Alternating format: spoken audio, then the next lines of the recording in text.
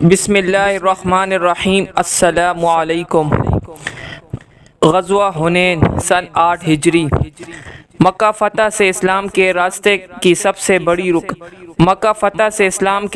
की सबसे बड़ी रुकावट भी दूर हो गई थी और लोग दायरे इस्लाम में दाखिल हो रहे थे, लेकिन दो कबाइल सकीफ़ और हवाज़न अभी तक अपने पुराने गुरूर पर कायम थे। दीगर अरब कबाइल के दायरे इस्लाम में दाखिल होने का उन कबाइल पर उल्टा असर पड़ा। ये दोनों कबाइल नहायत जंगजू और मगरूर थे। इस्लाम की फ़तह ने इनके इम्तियाज़ को ख़त्म कर दिया था, लेकिन उन्हें अब भी अपनी ताकत पर बड़ा गुमान था। इसलिए उन्होंने एक दूसरे से मिलकर मशवरा किया कि मुसलमानों के ख़िलाफ़ हमला किया जाए। ये दोनों कबाइल हुनैन और उसके इर्द गिर्द के इलाकों में आबाद थे।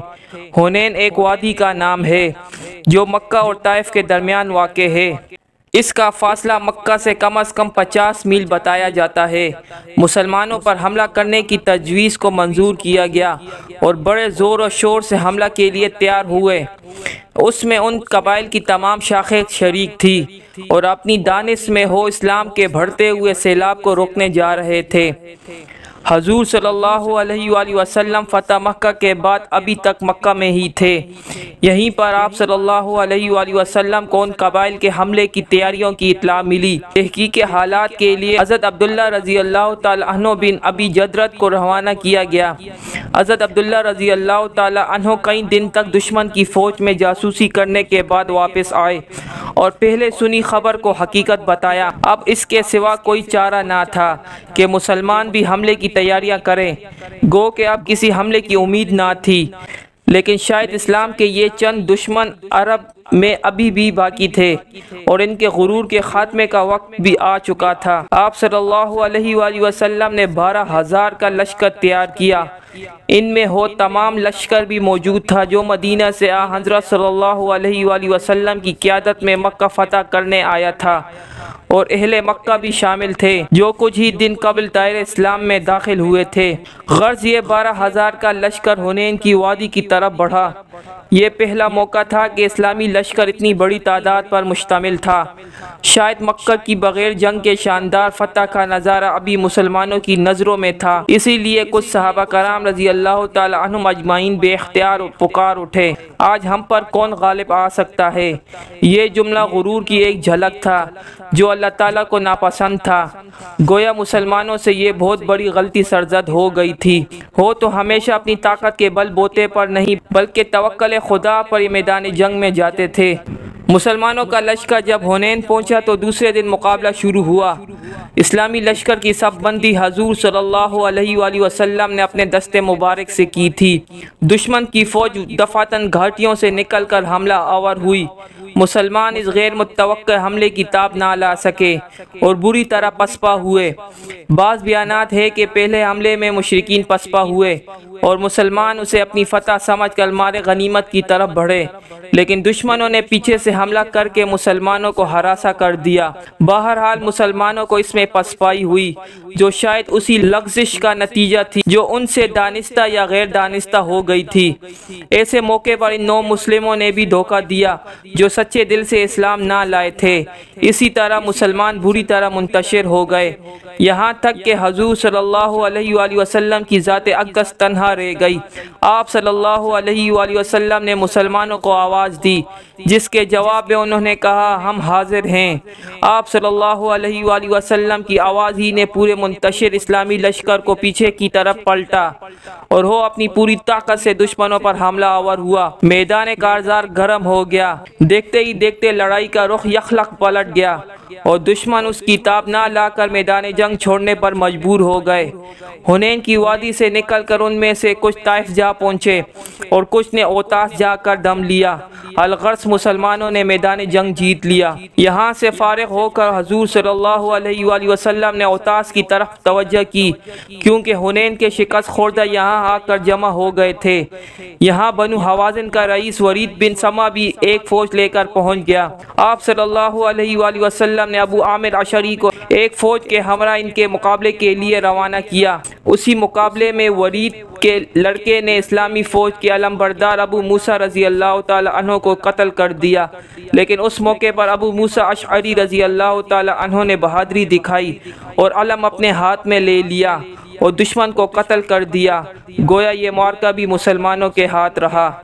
ग़ज़वा ताइफ सन 8 हिजरी।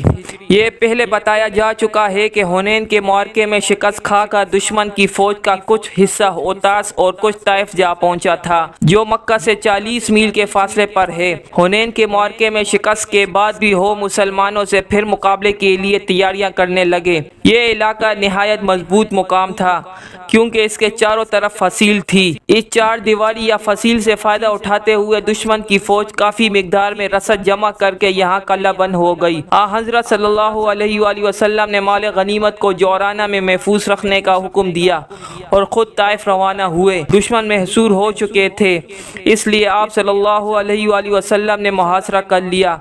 24 दिन तक जारी रहा। दुश्मन ने मंजनीक की मदद से मुसलमानों पर गोलाबारी की, लेकिन नतीजा कोई बरामद ना हुआ। मुहासरे को 20 दिन हो चुके थे, इसलिए हज़रत सल्लल्लाहु अलैहि वसल्लम ने यह महसूस करके अब इन दुश्मनों में हमले की ताब नहीं है और हम अब मुसलमानों के लिए कोई ख़तरा नहीं बन सकते, मुहासरा उठा लिया। क्योंकि मुहासरे का मकसद मुदाफ़त थी जो पूरा हो चुका था। तक़सीम गनाइम। ताइफ का मुहासरा उठाने के बाद आप सल्लल्लाहु अलैहि वसल्लम जोराना तशरीफ़ लाए, क्योंकि असीरान जंग और माल गनीमत यहीं भेजा गया था। यहाँ पहुँचकर हज़ूर अकरम सल्लल्लाहु अलैहि वसल्लम ने असीरान जंग के मुतालिक इंतज़ार किया, लेकिन उनको छुड़ाने के लिए इनके कोई अजीज़ व अकारिब ना आए। इसके बाद आप सल्लल्लाहु अलैहि वसल्लम ने माल गनीमत की तकसीम की। इसमें 6000 असीरान जंग, 24,000 ऊँट, 40,000 से ज़्यादा बकरियाँ और 4000 रादे के चांदनी थी। आप सल्लल्लाहु अलैहि वसल्लम ने माल गनीमत के 5 हिस्से किए, जिनमें से 4 हिस्से फ़ौज में तकसीम किए गए और 5वां हिस्सा बैतुल माल और गुरबा व मसाकीन के लिए रखा। इसके अलावा और लोगों को भी इनामात दिए गए। 13 दिन तक जोराना में क़याम के बाद आप सल्लल्लाहु अलैहि वसल्लम मक्का तशरीफ़ ले गए और उम्रा करने के बाद जोराना तशरीफ़ ले गए। एक दिन यहाँ क़याम के बाद आप सल्लल्लाहु अलैहि वसल्लम मदीना रवाना हुए। ग़ज़वा तबूक सन 9 हिजरी। बनु सकीफ़ और बनु हवाज़िन को ठिकाने लगाने के बाद हज़रत सल्लल्लाहु अलैहि वसल्लम को रूमियों से मुकाबला करना पड़ा। रूमियों से मुकाबला ग़ज़वा तबूक कहलाता है। तबूक एक मुकाम है जो उजाज़ के शुमाल में मदीने से 465 मील के फासले पर वाक़ है। उसी मुकाम की निस्बत इस मार्के को ग़ज़वा तबूक कहते हैं। रूमी भी मदीने पर हमला करने का इरादा जंग मोता के बाद से रखते थे। ये रूमी गस्सानी ख़ानदान के मातहत थे जो ईसाई मज़हब से ताल्लुक़ रखता था। इनके हमलों की तैयारियों की इत्तला हज़रत सल्लल्लाहु अलैहि वसल्लम को शाम के कुछ सौदागरों की ज़बानी मिली जो मदीना में रोगन ज़ैतून की तिजारत की गर्ज से आए हुए थे। इससे कबल भी हल्की हल्की सरगोशियाँ मुसलमानों के कानों में पड़ चुकी थी। इन सौदागरों ने इस खबर को वाज़े कर दिया। अब ज़रूरी था कि मुसलमान भी अपने आप को इनके मुकाबले के लिए तैयार करें। हज़रत सल्लल्लाहु अलैहि वसल्लम ने मुसलमानों को एक बार फिर जिहाद की दावत दी।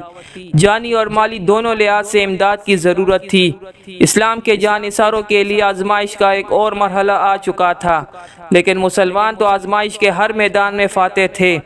हिजरत के बाद से ही अपने आप को हर मौके पर पेश कर देते थे। माली इमदाद में भी अपनी हैसियत के लिहाज से इसमें हिस्सा लेते थे। इस दफ़ा भी हज़रत सल्लल्लाहु अलैहि वसल्लम की दावत पर सब ने अपनी अपनी खिदमत पेश कर दी, जानी और माली दोनों तरह से। लेकिन मुनाफिक अब भी पीछे रह गए और कहत साली और गर्मी का उज़र करके मैदान जंग में जाने से इनकार कर दिया। लेकिन दुश्मनों के मुकाबले के लिए सिर्फ इस्लाम के शदाई ही काफ़ी थे। हजूर सल्लल्लाहु अलैहि वसल्लम की एक ही आवाज़ पर अपनी जान और माल आप सल्लल्लाहु अलैहि वसल्लम के कदमों में ला डाला। हज़रत उस्मान रज़ी अल्लाह ताला अन्हु सहाबा में सबसे ज़्यादा दौलतमंद थे, इसीलिए यहाँ भी सबसे ज़्यादा माली इमदाद इनकी तरफ से ही हुई। हज़रत उमर रज़ी अल्लाह ताला अन्हु ने अपने माल का निस्फ़ हज़ूर सल्लल्लाहु अलैहि वसल्लम की खिदमत में पेश किया। आप सल्लल्लाहु अलैहि वसल्लम के रफ़ीक़ यार गार हज़रत अबू बकर सिद्दीक़ रज़ी अल्लाह ताला अन्हु अपनी तमाम पूंजी ले आए। जब हज़रत सल्लल्लाहु अलैहि वसल्लम ने देखा तो फरमाया, अबू बकर अपने घर वालों के लिए भी कुछ छोड़ा है? तो इस इस्लाम के शेदाई ने जवाब दिया, उनके लिए खुदा और उसका रसूल सल्लल्लाहु अलैहि वसल्लम काफ़ी है। गर्ज हर शख्स ने अपनी बसात के मुताबिक माली इमदाद की और अपनी जानें भी पेश किए। तमाम तैयारियों के बाद 9 हिजरी में हज़रत सल्लल्लाहु अलैहि वसल्लम अपने लश्कर के हमरा जो 30,000 पर मुश्तमिल था रवाना हुए। 14 दिन के बाद इस्लामी लश्कर तबूक के मुकाम पर पहुंचा और 20 दिन तक वहां मुकीम रहा। लेकिन इन 20 दिनों में कोई वाक़या ऐसा पेश नहीं आया जिससे जंग की नौबत आती। आप सल्लल्लाहु अलैहि वसल्लम हमला करने में पहल नहीं करना चाहते थे और रूमियों की तरफ से भी कोई हमला नहीं हुआ। इस क़याम के दौरान ईला का ईसाई हुक्मरान यूहन्ना हज़रत सल्लल्लाहु अलैहि वसल्लम की खिदमत में हाजिर हुआ और सफ़ेद खच्चर बतौर तोहफ़ा हज़रत सल्लल्लाहु अलैहि वसल्लम को पेश किया। आप सल्लल्लाहु अलैहि वसल्लम ने भी अपने चादर मुबारक मुरहम्मत फरमाई। उसने जजिया देना मंजूर कर लिया। इसके अलावा जरबा और अजरख के ईसाइयों ने भी जजिया पर सुलह कर ली। 20 दिन के क़याम के बाद आप सल्लल्लाहु अलैहि वसल्लम मदीना वापस आ गए। इस तरह इसमें जंग व जदल की नौबत ही नहीं आई। लेकिन फिर भी ग़ज़वे को नहायत अहमियत हासिल है, क्योंकि इसी दौरान ईला, जरबा, अजरख के ईसाइयों ने सुलह करके आप सल्लल्लाहु अलैहि वसल्लम की सियादत को तस्लीम कर लिया, जिसने आइंदा के लिए इस्लाम की तरक्की की राहें खोल दी, जिसने इस्लामी परचम केसर किस्रा के इलाकों में लहरा दिया। ग़ज़वात के सिलसिले की ये आखिरी कड़ी थी। ग़ज़वात नबी सल्लल्लाहु अलैहि वसल्लम पर एक नज़र। ग़ज़वात का दौर तारीख़ी इस्लाम में इंतहाई अहमियत का हामिल है, जिसका आगाज़ हिजरत के फ़ौरन बाद हुआ। हज़रत सल्लल्लाहु अलैहि वसल्लम को मदीना पहुँचे ज़्यादा अरसा न हुआ था कि कुरैश मक्का का एक ख़त मदीना के मुक़्तदिर रहनुमा अब्दुल्ला बिन उबई को पहुँचा। ख़त का मज़मून अनोखा ही नहीं, अरब की मेहमान नवाज रिवायात की रोशनी में नामुनासिब भी था, क्योंकि उसमें अब्दुल्ला बिन उबई से मुसलमानों को मदीना से निकालने का मुतालबा और इनकार की सूरत में हमले की धमकी दी गई थी। यह ख़त कुरैश के गुस्से का खुला इजहार था और इस गुस्से का सबब हो नज़रिया हयात था, जिसकी तबलीग रसूलुल्लाह सल्लल्लाहु अलैहि वसल्लम 10 बरस तक करते रहे थे। कुरैश ने उसकी भरपूर मुखालफत की थी। अब्दुल्ला बिन उबई के नाम कुरैश का ख़त गालिबन उसी जंग का आगाज़ था, क्योंकि उसमें खुल्लम खुल्ला जंग की धमकी थी। इसलिए इस सूरत हाल के ख़िलाफ़ तहफ़्फ़ुज़ अब हुज़ूर सल्लल्लाहु अलैहि वसल्लम की ज़िम्मेदारी बन चुका था। इसलिए आप सल्लल्लाहु अलैहि वसल्लम उस तरफ मुतवज्जह हुए और नज़्म व नस्क़ के क़याम के लिए आप सल्लल्लाहु अलैहि वसल्लम ने मीसाक़ मदीना तैयार किया, जो दुनिया का पहला तहरीर आईन मुमलिकत है। बैरून ख़दशात के तदारुक के लिए आप सल्लल्लाहु अलैहि वसल्लम ने सिफारती सफ़र इख्तियार किए, ताकि अहम और ताकतवर कबाइल के साथ दोस्ताना मुआहदे वजूद में लाकर मुमलिकत मदीना को एक नया मुकाम बख्शें। 2 हिजरी में कुरैश ने आखिरकार बदर के मुकाम पर अपनी उस मुखालफत और एक नए मौक़िफ़ को इख्तियार करने की राह निकाली और ग़ज़वे बदर पेश किया। मुसलमानों को शानदार कामयाबी नसीब हुई और कुरैश अपना सा मुँह लेकर रह गए। लेकिन उनकी मुखालफत उस नए रुख से सामने आई थी, जो सिर्फ ग़ज़वे बदर की शिकस्त पर ही ख़त्म नहीं हो गई, बल्कि अभी उन्हें मुसलमानों के हाथों मज़ीद शिकस्तें उठाना थी। इसलिए बदर के बाद ग़ज़वा सुवेक हुआ, जो अबू सुफियान का सिर्फ जुनून था। इसके बाद उहद का मार्का पेश आया, जो कुरैश को पूरे 1 साल की तैयारियों का गुरूर था। ग़ज़वा उहद में मुसलमानों ने हज़रत सल्लल्लाहु अलैहि वसल्लम के हुक्म की सरताबी करके बहुत बड़ी गलती की, जिसका खमियाजा इन्हें अपने नुकसान की सूरत में भुगतना पड़ा। लेकिन फिर भी इसे दुश्मनों की फतह तस्लीम नहीं किया जा सकता और शायद दुश्मनों को खुद इसका अंदाज़ा था। इसलिए फ़ैसला किया कि कबाइल के साथ ताल्लुकात इस्तेवार करके अपनी तादाद में इजाफ़ा करना होगा और 5 हिजरी में ग़ज़वा अहज़ाब में इनके उसी फ़ैसले की झलक नज़र आती है, यानी मुख्तलिफ़ कबाइल का कुरैश के साथ मिलकर मुसलमानों के मुकाबले पर आना इनकी तादाद बढ़ाने का एक तजर्बा था। लेकिन दुश्मन का ये तजर्बा भी बुरी तरह नाकाम हो गया और उसे ज़िल्लत में शिकस्त हुई। इस ज़िल्लत व निदामत को मिटाने के लिए अगले साल मुसलमानों के रास्ते में दुश्मन उस वक्त हायल हुए जबकि मुसलमान खाने काबा की ज़ियारत के लिए हज़रत सल्लल्लाहु अलैहि वसल्लम की क़यादत में आ रहे थे और नतीजे में सुलह हुदैबिया का वाक़या पेश आया। चीज़ें ग़ज़वात के सिलसिले में ही शुमार किया जाता है। सुलह हुदैबिया के बाद हज़रत सल्लल्लाहु अलैहि वसल्लम कुरैश की तरफ से एक हद तक मुतमईन हो गए, क्योंकि उसकी मुद्दत 10 साल मुकर्रर हुई थी और यहूदियों की तरफ मुतवज्जा हुए। नतीजे में ग़ज़वा खैबर हुई। लेकिन कुरैश के लिए यह कहाँ मुमकिन था कि 10 साल तक मुसलमानों के लिए कोई कार्रवाई ना करे। इनकी सोरिश पसंद फितरत ने ऐसे हालात पैदा कर दिए कि हुदैबिया की सुलह 10 साल के बजाय 2 साल बाद यानी 8 हिजरी में ही कुरैश के हाथों तोड़ दी गई और उनकी यही बदअहदी फ़तेह मक्का का सबब बनी, जिसमें हजूर करीम सल्लल्लाहु अलैहि वसल्लम ने अहले मक्का की जारहाना कुव्वतों का हमेशा के लिए ख़ात्मा कर दिया। आम तौर पर यह ख्याल किया जाता है कि बदर की लड़ाई का बाइस सरिया नखला था। अहले मक्का ने मदीने के खिलाफ जिस जंग का ऐलान किया था उसे बदर, वाहिद और अहज़ाब व खैबर की जंगों में तकसीम नहीं किया जा सकता, बल्कि अव्वल ता आखिर ये एक ही जंग थी जिसकी मुख्तलिफ लड़ाइयाँ और मुहिमें थी, क्योंकि इन सब में कुरैश का मौक़िफ़ एक ही था, यानी मुसलमानों को मिटाना। अलबत्ता हर लड़ाई का अपना मैदान जंग और अपना महाज था और हर लड़ाई की तदाबीर मुख्तलिफ थी। हाँ, अलबत्ता इस जंग को 3 अदवार में तकसीम किया जा सकता है। पहला ऐलान जंग से बदर तक, दूसरा बदर से खंदक तक और तीसरा खंदक से फ़तेह मक्का तक। इन तीनों अदवार में जो लड़ाइयाँ हुई वो इसी सिलसिले की मुख्तलिफ कड़ियाँ थी। फ़तेह मक्का इस सिलसिले की आखिरी बड़ी कड़ी साबित हुई। अहले मक्का मुशर्रफ बा इस्लाम हुए, जिससे इस्लाम के रास्ते की आखिरी बड़ी रुकावट दूर हो गई, और दूसरी तरफ ग़ज़वात का वो सिलसिला ख़त्म हुआ जिसकी इब्तिदा कुरैश ने हिजरत के बाद से कर दी थी। ग़ज़वात का ये एक तवील सिलसिला था जिसे हज़रत सल्लल्लाहु अलैहि वसल्लम ने 8 हिजरी में फ़तह मक्का के बाद ख़त्म करके इस्लाम की अज़मत और ताकत को न सिर्फ कुरैश बल्कि दीगर अक़वाम पर भी वाज़े कर दिया। वैसे तो फ़तह मक्का के बाद ग़ज़वे तबूक हुआ जो आखिरी ग़ज़वा था, लेकिन इसमें बाकायदा जंग की नौबत नहीं आई थी, इसलिए फ़तह मक्का को आखिरी कड़ी कह सकते हैं। हुज्जतुल वदा सन 10 हिजरी। हुज्जतुल वदा से मुराद हज़रत सल्लल्लाहु अलैहि वसल्लम का आखिरी हज है जो 10 हिजरी में किया गया था। फ़तह मक्का के बाद लोग जोक दर जोक इस्लाम में दाखिल हो रहे थे, यानी अब पैगाम तौहीद सिर्फ अरब ही में नहीं बल्कि सारी दुनिया में गूंज रहा था। हज़रत सल्लल्लाहु अलैहि वसल्लम का वो मकसद जिसके लिए आप सल्लल्लाहु अलैहि वसल्लम को अल्लाह ताला ने दुनिया में भेजा था अब पूरा हो चुका था, यानी वो दीन जो आलमगीर दीन की हैसियत से आया था उसे आलमगीर मज़हब की हैसियत हासिल हो चुकी थी।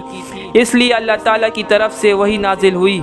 जब खुदा की मदद आ चुकी, तुमने देखा कि लोग जोक दर जोक इस्लाम में दाखिल हो रहे हैं, तो खुदा की हम की तस्बीह पढ़ो और इस्तग़फ़ार करो, खुदा तौबा कबूल करने वाला है। ये वही उस बात की तरफ इशारा थी कि अब हज़रत सल्लल्लाहु अलैहि वसल्लम की इस दुनिया में रहने की ज़रूरत नहीं रही। जिस मकसद के लिए आप सल्लल्लाहु अलैहि वसल्लम हादिये बरहक बनाकर भेजे गए थे वो पाया तकमील तक पहुंच चुका है। इसलिए आप सल्लल्लाहु अलैहि वसल्लम ने यह इरादा किया कि तमाम मुसलमानों को यकजा करके इस्लामी तालीमात को इनके सामने एक बार फिर दोहराया जाए। मुसलमानों के यकजा करने और उनसे खिताब फरमाना ज़ाहिर है कि आप सल्लल्लाहु अलैहि वसल्लम का मकसद तमाम मुसलमानों के हमरा हज करना था। इस इरादे के साथ ही आप सल्लल्लाहु अलैहि वसल्लम ने ऐलान फरमाया कि तमाम मुसलमानों के हमरा इस साल आप सल्लल्लाहु अलैहि वसल्लम हज फरमाएंगे। मुसलमानों के लिए ये नहायत पुरमसरत ख़बर थी कि हजूर सल्लल्लाहु अलैहि वसल्लम की क़यादत में हज करेंगे। तमाम मुसलमान इस सआदत को हासिल करने के लिए आनन फानन में जमा हो गए। इन मुसलमानों की तादाद आम तौर पर 1 लाख के करीब बताई जाती है। 10 हिजरी 26 ज़ीक़त को आप सल्लल्लाहु अलैहि वसल्लम मदीना से मक्का की तरफ रवाना हुए। आप सल्लल्लाहु अलैहि वसल्लम ने तमाम अज़वाज मुतहरात को भी साथ चलने का हुक्म फरमाया। मक्का के करीब जुल हलीफ़ा के मुकाम पर पहुंचकर अहराम बांधा। चारों तरफ मुसलमानों का हुजूम था। हज़रत सल्लल्लाहु अलैहि वसल्लम लब्बैक फरमाते तो 400 मुसलमानों की यही सदा गूंजती थी। मक्का के करीब पहुंचकर आप सल्लल्लाहु अलैहि वसल्लम ने मुकाम सरफ़ में क़याम फरमाया। दूसरे दिन गुस्ल करके मक्का में दाखिल हुए। खाने काबा पर निगाह पड़ी तो बेख्तियार आप सल्लल्लाहु अलैहि वसल्लम के मुँह से निकला, ए खुदा इस घर को और ज़्यादा इज़्ज़त और शोहरत दे। फिर खाना काबा का तवाफ़ किया। इसके बाद मुकाम इब्राहीम में 2 गाना अदा किया और फिर सफ़ा पर तशरीफ़ ले गए। यहाँ से मरवा पर तशरीफ़ ले गए और तवाफ़ व सई से फारिग होने के बाद लोगों को जिनके साथ कुर्बानी के जानवर नहीं थे उम्रा तमाम करके अहराम खोलने का हुक्म दिया। 8वीं तारीख को आप सल्लल्लाहु अलैहि वसल्लम ने मिना में क़याम फरमाया। दूसरे दिन अरफात के मैदान में तशरीफ़ ले गए। दोपहर के वक्त नाका पर सवार होकर आप सल्लल्लाहु अलैहि वसल्लम ने मुसलमानों से खिताब फरमाया। ये वही खुतबा है जो खुतबतुल वदा कहलाता है और तमाम इस्लामी तालीमात का निचोड़ है। मुसलमानों का एक सैलाब आप सल्लल्लाहु अलैहि वसल्लम के चारों तरफ मुअज़्ज़न था। आप सल्लल्लाहु अलैहि वसल्लम ने फरमाया, खुतबा सब तारीफ़ें खुदा के लिए है, हम उसी की हम्दो सना करते हैं और उससे मदद व मग़फ़िरत चाहते हैं, उसके सामने तौबा करते हैं, उसके दामन में अपने नफ्स की ख़राबियों और बुरे अमाल से पनाह चाहते हैं। जिसको खुदा हिदायत दे उसे कोई गुमराह नहीं कर सकता और जिसको हो गुमराह करे उसे कोई हिदायत नहीं दे सकता। और मैं गवाही देता हूँ कि मोहम्मद सल्लल्लाहु अलैहि वसल्लम उसका बंदा और रसूल है। बंदगान खुदा, मैं तुम्हें अल्लाह से डरने की वसीयत करता हूँ। लोगों सुनो, मैं तुम्हें वजाहत के साथ बताता हूँ क्योंकि शायद मैं इसके बाद कभी तुमसे इस जगह ना मिल सकूँ। इसके बाद आप सल्लल्लाहु अलैहि वसल्लम ने फरमाया, हाँ, जाहिलियत के तमाम दस्तूर मेरे कदमों के नीचे हैं। आप जाहिलियत के तमाम दस्तूर और रसूम देख चुके थे, उनको इस्लाम ने ख़त्म कर दिया था। इसलिए आप सल्लल्लाहु अलैहि वसल्लम ने इन तमाम बेहुदा रसूम व क़वाइद के ख़ात्मे का ऐलान मुसलमानों के सामने कर दिया। इस्लाम से कब लोग मुख्तलिफ़ तबक़ात में बटे हुए थे और तबक़ाती मदारिज कायम हो गए थे, यानी आका व ग़ुलाम का फ़र्क, अमीर व गरीब का फ़र्क, गोरे और काले का फ़र्क, अरबी व अजमी होने का फ़र्क, गर्ज़ हर एक अपनी अलग हैसियत में था। इस फ़र्क को ख़त्म करने के लिए हज़रत सल्लल्लाहु अलैहि वसल्लम ने फरमाया, लोगों बेशक तुम्हारा रब एक है और तुम्हारा बाप एक है, यानी अरबी को अजमी पर और अजमी को अरबी पर, सुर्ख को सयाह पर और सयाह को सुर्ख पर कोई फजीलत नहीं। तुम में सबसे बेहतर वो है जो सबसे ज़्यादा मुत्तकी है। तुम सब आदम की औलाद हो और आदम मिट्टी से बने थे, यानी आप सल्लल्लाहु अलैहि वसल्लम ने मुसलमानों पर यह वाज़े कर दिया कि सब मुसलमान एक ही रंग व नस्ल से हैं। जहाँ मुसलमान तबक़ात में बटे हुए थे वहाँ एक दूसरे से कोई दिली ताल्लुक़ भी कायम ना था, एक दूसरे से कोई रिश्ता ना था और अपने से कमतर से नहायत जाबिराना सलूक किया जाता था। मसलन ग़ुलामों का तबका, उनके लिए हज़रत सल्लल्लाहु अलैहि वसल्लम ने फरमाया, तुम सब आपस में भाई भाई हो, हर मुसलमान दूसरे मुसलमान का भाई है।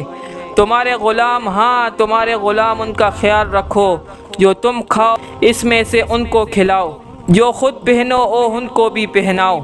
ज़माना जाहिलियत में खून का बदला खून से लिया जाता था और ये इंतकामी कार्रवाई पुश्ता पुश्त तक चली आती थी। आप सल्लल्लाहु अलैहि वसल्लम ने इस रस्म बद का ख़ात्मा कर दिया। इस मौके पर फरमाया, जाहिलियत के तमाम खून बातिल कर दिए गए और सबसे पहले मैं अपने ख़ानदान के रबिया बिन हारिस के बेटे का खून बातिल करता हूँ। इसके बाद आप सल्लल्लाहु अलैहि वसल्लम ने फरमाया, लोगों सुनो और इताअत करो, अगरचा तुम पर कोई ऐसा निकट्टा हबशी ग़ुलाम ही क्यों ना अमीर बनाया जाए जो तुम में किताबुल्लाह को कायम करे। यानी इसमें यह वजाहत कर दी गई कि तुम्हारा हाकिम या अमीर कोई भी क्यों ना हो, ख्वाह हबशी ग़ुलाम ही हो, अगर तुम्हें कुरान की रोशनी में अहकामात का पाबंद करे तो उसकी इताअत व फरमानी तुम पर लाजिम हो जाती है। यानी इमारत व हकमियत इंसानी रुतबे के लिहाज से नहीं, बल्कि जो शख्स अल्लाह और रसूलुल्लाह सल्लल्लाहु अलैहि वसल्लम के अहकामात की पाबंदी करे और इनके मुताबिक निज़ाम हुकूमत चलाए तो हो यकीनन एक बेहतर हुक्मरान है। ज़माना जाहिलियत में औरतों को जिस जिल्लत की निगाह से देखा जाता था उसकी मिसाल आपके सामने थी। इस्लाम औरतों को भी हकूक़ अता करता है। इस्लाम ने औरत की मज़लूमियत को ख़त्म करके उसको भी मर्दों के मसावी हकूक़ दिए हैं।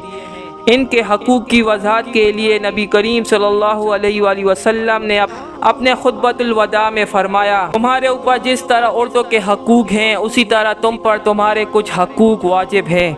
औरतों पर भी तुम्हारा हक है, बस औरतों के बारे में अल्लाह से डरते रहो और उनसे बेहतर सलूक करो क्योंकि हो तुम्हारी पाबंद है और ख़ुद अपने लिए कुछ नहीं कर सकती, और किसी औरत के लिए भी ये जायज़ नहीं है कि वो अपने शोहर के माल में से बग़ैर उसकी इजाज़त के किसी को कुछ दे। सारे अरब में सूदी कारोबार उरूज पर था।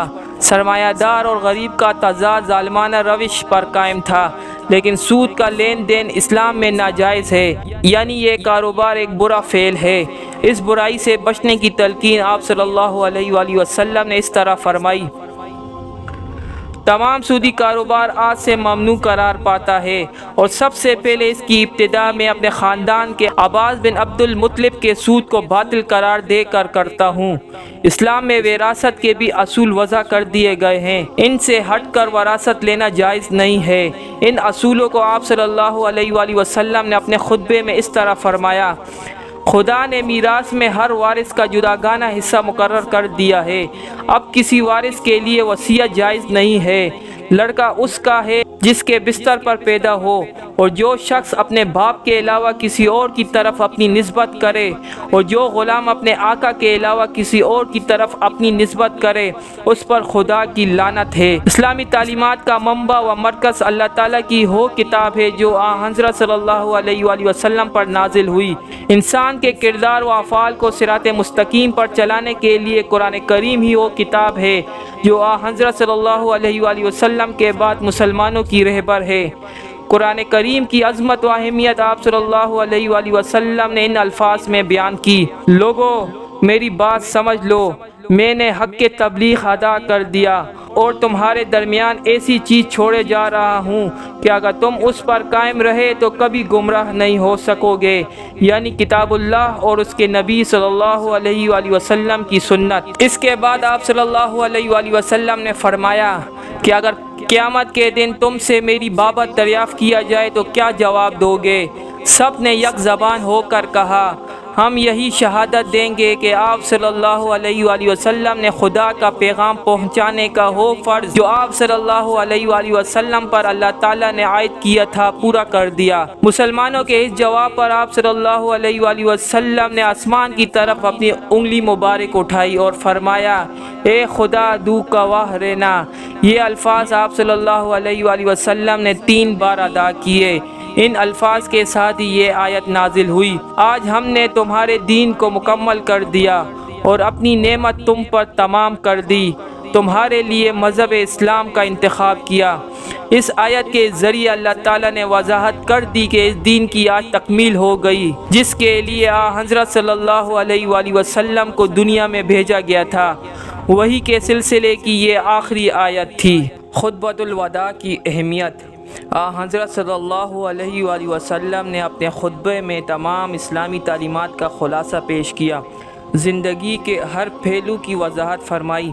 आप सल्लल्लाहु अलैहि वसल्लम का ये खुतबा इस्लाम की बुनियादी तालीमात, अक़ाइद व इबादत, इखलाक व माशरत और असूल शरीयत का एक जामिया ज़ाब्ता है। ये इंसानियत के नाम आखिरी रसूल का आखिरी पैगाम है और हकूक़ इंसानी के एक दायमी और आलमी मंशूर की हैसियत भी रखता है। आप सल्लल्लाहु अलैहि वसल्लम के इस खुतबे से अमन व आशती, सुलह व आफ़ियत और अदल व मसावात का दौर दौड़ा हुआ। हज़रत सल्लल्लाहु अलैहि वसल्लम का ये खुतबा तालीमात इस्लामी का निचोड़ था। इसमें मसावात इस्लामी पर ज़ोर देकर नस्ली इम्तियाज़ात को ख़त्म कर दिया गया।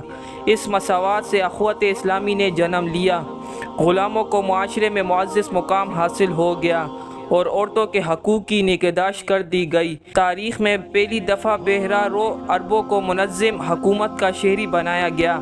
इंतकामी जंगों और लूट मार पर ज़रबे कारी लगा दी गई। माशरे को सूदी कारोबार की लानत से निजात मिल गई। इस्लाम के बुनियादी अहकामात और किताबुल्लाह की पैरवी पर जोर दिया गया और इताअत अमीर का जज्बा पैदा करके मिल्लत इस्लामिया में नज़्म व ज़ब्त की हो रूह पैदा कर दी गई कि शान हजम और शिकवा रूम उसके सामने बेमायने होकर रह गए। हज़रत सल्लल्लाहु अलैहि वसल्लम ने अपने खुतबे में जाहिलियत की रसूम ख़त्म करने का ऐलान फरमा कर ये वाज़े कर दिया कि अब इस्लाम कुफ़र की जुल्मतों से निकल कर आफ्ताब आलमताब बन कर चमकने लगा है और दीन की तकमील हो चुकी है। एक इंसान की जान और उसका खून मोहतरम करने का ऐलान फरमा कर आप सल्लल्लाहु अलैहि वसल्लम ने उस खुतबे में वाज़े फरमाया कि इंसान के तमद्दुनी हकूक़ में अव्वलीन हक़ ज़िंदा रहने का और तमद्दुनी फ़राइज़ में अव्वलीन फ़र्ज़ ज़िंदा रहने देने का है। आप सल्लल्लाहु अलैहि वसल्लम ने इंसानियत को तमद्दुनी हकूक़ व फ़राइज़ से आगाह किया और आखिरत को तरजीह देकर उसी को अपना असल मरकज़ तवज्जो बनाने पर जोर दिया। गर्ज़ हज़रत सल्लल्लाहु अलैहि वसल्लम ने अपने खुतबे में तशरीह व कानून साजी के मकासद यानी हिफाजत दीन, हिफाजत जान, हिफाजत माल, हिफाजत इज़्ज़त व आबरू और हिफाजत नस्ल की तकमील व तहफ़्फ़ुज़ के लिए उसूली इरशादात कर दिए हैं। आप सल्लल्लाहु अलैहि वसल्लम ने इसके तमाम सियासी व मजहबी पहलुओं को वाज़े कर दिया। इस्लाम एक दीन और तहरीक है, हो दुनिया में नाफिज होने, कायम होने और गालिब होने के लिए आया है, लेकिन ये गलबा तवील जद्दोजहद, मुसलसल तबलीग और सब्र व इस्तिक़लाल का मुतकाज़ी है। ये खुतबा हो नुक्ते आखिर है जहाँ पहुँचकर इस दीन और तहरीक का इत्माम हुआ। इस वक़्त आप सल्लल्लाहु अलैहि वसल्लम के सामने 23 साल दावत तबलीग के नताइज व समरात थे। इस्लाम अपनी पूरी कुव्वत से गालिब आ चुका था। ये एक मिसाली इज्तिमा था और इस इज्तिमा से हजूर सल्लल्लाहु अलैहि वसल्लम खिताब फरमा रहे थे, जो आप सल्लल्लाहु अलैहि वसल्लम का आखिरी खिताब था, जो तमाम इस्लामी तालीमात का निचोड़ और खुलासा था और जिसमें इस्लाम के तमाम ज़रूरी असूलों की वजाहत थी। हज़रत सल्लल्लाहु अलैहि वसल्लम का ये खुतबा इस्लाम की बुनियादी तालीमात, अक़ाइद, इखलाक व माशरत और असूल शरीयत का एक जामे ज़ाब्ता था। ये एक आलमी मंशूर था जो सारी दुनिया के लिए था और जिसे आप सल्लल्लाहु अलैहि वसल्लम ने अपने खुतबतुल वदा में वाज़े कर दिया। ये इस्लामी तालीमात का निचोड़ और ख़ुलासा था। इसमें आप सल्लल्लाहु अलैहि वसल्लम ने ज़िंदगी के हर शोबे की वज़ाहत कर दी थी और ज़माना जाहिलियत के तमाम दस्तूर, रसूम और अक़ाइद को ख़त्म करके इस्लामी शरीयत के निफाज का ऐलान किया था और अपने बाद लोगों को गुमराही से बचने की तलकीन की थी। ये खुतबा महज अल्फाज की बंदिश ना थी, बल्कि अपने अंदर एक प्याम अमल लिए हुए था। इसमें इस्लाम के हर असूल की वजाहत की गई थी और तमाम इस्लाम के ज़रूरी असूल थे जिन्हें हज़रत सल्लल्लाहु अलैहि वसल्लम ने मुसलमानों के सामने अपने खुतबे के ज़रिए एक बार फिर दोहरा दिया था और इसके साथ ही उन पर अमल पैरा होने की तलकीन कर दी थी, क्योंकि इस्लाम एक ऐसी तहरीक थी जो तवील जद्दोजहद और इंतहाई सब्र व इस्तिक़लाल के बाद कामयाब हुई थी, क्योंकि ये कामयाब होने के लिए ही दुनिया में आई थी। हक़ व बातिल का फ़र्क वाज़े हो चुका था, बातिल मिट चुका था और हक़ का गलबा था। ये मुसलमानों के लिए नहायत मुसर्रत आमेज़ लम्हात थे कि जिसमें इस्लाम लाने वालों की एक बहुत बड़ी तादाद हजूर सल्लल्लाहु अलैहि वसल्लम के साथ शरीक होकर खुदा के हुजूर अपने बेमिसाल कामयाबी पर सरबजूद थी। खुतबे के बाद आप सल्लल्लाहु अलैहि वसल्लम ने हज़रत बिलाल रज़ी अल्लाह तआला अन्हु को आज़ान देने का हुक्म दिया और ज़ोहर और असर की नमाज अदा की, जो एक साथ अदा की गई। गुरूब आफ्ताब के वक़्त आप सल्लल्लाहु अलैहि वसल्लम अरफात से मुज़दलिफ़ा तशरीफ़ ले गए। दूसरे दिन सूरज निकलने से पहले आप सल्लल्लाहु अलैहि वसल्लम यहाँ से रवाना हो गए और कुर्बानीगाह तशरीफ़ ले गए। यहाँ मनासिक हज अदा करने के बाद मिना तशरीफ़ ले आए, जहाँ 12 ज़िलहज तक आप सल्लल्लाहु अलैहि वसल्लम ने मुसलमानों के हमरा क़याम फरमाया। 13 ज़िलहज को मक्का मुअज़्ज़मा तशरीफ़ ले गए और खाने काबा का अलवदाई तवाफ़ किया। अलवदाई तवाफ़ के बाद तमाम काफ़िले अपनी अपनी मंजिलों की सिमत रवाना हुए और आप सल्लल्लाहु अलैहि वसल्लम अंसार व मुहाजिरीन को लेकर मदीने की तरफ रवाना हुए। रास्ते में एक दो मकामात पर मुख्तसर क़याम के बाद मदीना मुनव्वरा में दाखिल हुए। इस हज से नबी करीम सल्लल्लाहु अलैहि वसल्लम का मकसद तौहीद खालिस का ऐलान और तालीम इस्लाम की इशाअत आमा था। चूँकि हज़रत सल्लल्लाहु अलैहि वसल्लम ने उम्मत को इस हज में आखिरी वसीयत फरमाई थी, इसलिए इस हज का नाम हुज्जतुल बलाग भी है, क्योंकि इस हज में हज़रत सल्लल्लाहु अलैहि वसल्लम ने उम्मत से कलमात तौदी फरमाते थे, इसलिए इसका नाम हुज्जतुल वदा भी है। विसाल हुज्जतुल वदा से पहले जो आयत नाजिल हुई, इसके लतीफ़ इशारे आप सल्लल्लाहु अलैहि वसल्लम समझ चुके थे कि अब दुनिया में आप सल्लल्लाहु अलैहि वसल्लम के रहने की ज़रूरत बाकी नहीं रही है। इसलिए अपने फ़राइज़ को आखिरी शक्ल देने के लिए आप सल्लल्लाहु अलैहि वसल्लम ने तमाम मुसलमानान आलिम को हज की दावत दी थी। इस मौके पर आप सल्लल्लाहु अलैहि वसल्लम ने मुसलमानों पर यह इजहार कर दिया था कि हो सकता है ये मेरा आखिरी हज हो। चूँकि आप सल्लल्लाहु अलैहि वसल्लम अल्लाह ताला के उस इशारा से नतीजे पर पहुँच चुके थे, इसलिए हज से वापसी पर आप सल्लल्लाहु अलैहि वसल्लम का ज़्यादातर वक्त तन्हाई में बसर होता था और इस तन्हाई में हो अहबाब याद आते जिन्होंने इस्लाम की खातिल बातिल से मुकाबला किया था और उसी मुकाबले में अपनी जानें नछावर कर दी थी और इस मिशन की कामयाबी के मनाजिर ना देख पाए थे। हज़रत सल्लल्लाहु अलैहि वसल्लम इनकी याद में आबदीदा हो जाते थे और उनकी मग़फ़िरत की दुआ फरमाते थे। आप सल्लल्लाहु अलैहि वसल्लम की ज़िंदगी का मकसद पूरा हो चुका था। हज़रत सल्लल्लाहु अलैहि वसल्लम की ज़िंदगी के आखिरी लम्हात थे। इन आखिरी लम्हात में आप अलील हो गए। लोगों ने यह ख़बर सुनी, हजूर सल्लल्लाहु अलैहि वसल्लम की इयादत करने वालों का तांता बन गया। नकाहत बढ़ती जा रही थी। इसी नकाहत के दौरान दो आदमियों के सहारे मस्जिद नबी सल्लल्लाहु अलैहि वसल्लम तशरीफ़ लाए। फरमाया, किसी को मुझ पर हक हो तो कहे। इमामत के लिए खड़े हुए, लेकिन नकाहत के सबब बेहोश हो गए। थोड़ी देर में होश में आए, फिर नमाज पढ़ाने की तैयारी की, मगर ताकत जवाब दे रही थी। इसलिए हज़रत अबू बकर सिद्दीक़ रज़ी अल्लाह ताला अन्हु से फ़रमाया कि हो नमाज पढ़ाएँ। गोया इमामत का मनसब आज़म हज़रत सल्लल्लाहु अलैहि वसल्लम ने हज़रत अबू बकर सिद्दीक़ रज़ी अल्लाह ताला अन्हु को सौंपा, लेकिन हज़रत अबू बकर सिद्दीक़ रज़ी अल्लाह ताला अन्हु के लिए ये बड़ा सब्र आज़मा वक्त था। हज़रत सल्लल्लाहु अलैहि वसल्लम को देखकर आपकी आंखों में आंसू आ गए। दीगर सहाबा भी रो पड़े, जिनकी आवाज़ से हजूर अकरम सल्लल्लाहु अलैहि वसल्लम बेताब हो गए। बामुश्किल तमाम हज़रत अबू बकर सिद्दीक़ रज़ी अल्लाह ताला अन्हु के बाएं जानिब बैठ कर नमाज पढ़ाई। आप सल्लल्लाहु अलैहि वसल्लम का वक्त आखिर आ चुका था। दूसरे दिन सुबह उठकर मस्जिद जाने का इरादा किया, लेकिन हिम्मत ना थी। हुजरे का पर्दा उठवा कर मस्जिद का नज़ारा देखा। मुसलमान नमाज फ़जर की तैयारियों में मसरूफ़ थे। इस नज़ारा को देखकर आप सल्लल्लाहु अलैहि वसल्लम फिर उठे और मस्जिद तशरीफ़ ले गए। हज़रत अबू बकर सिद्दीक़ रज़ी अल्लाह ताला अन्हु इमामत के लिए तैयार थे। आप सल्लल्लाहु अलैहि वसल्लम को देखकर पीछे हटना चाहा, लेकिन आप सल्लल्लाहु अलैहि वसल्लम ने इशारों से मना फरमाया और हज़रत अबू बकर सिद्दीक़ रज़ी अल्लाह ताला अन्हु की इक्तिदा में नमाज फ़जर अदा की। नमाज के बाद आप सल्लल्लाहु अलैहि वसल्लम की तबीयत ज़्यादा ख़राब हुई। नज़ा की हालत तारी थी, गोया ज़िंदगी का आखिरी लम्हा था। इस आखिरी लम्हे में भी उम्मत का ख्याल दिल में था और खुदा का नाम लबों पर था। आखिर ये आफ्ताब रिसालत 12 रबी अव्वल सन 11 हिजरी में 63 बरस की उम्र में गुरूब हो गया। वो आफ्ताब गुरूब हो गया जिसकी रोशनी ने तमाम रोए ज़मीन को मुनव्वर कर दिया था।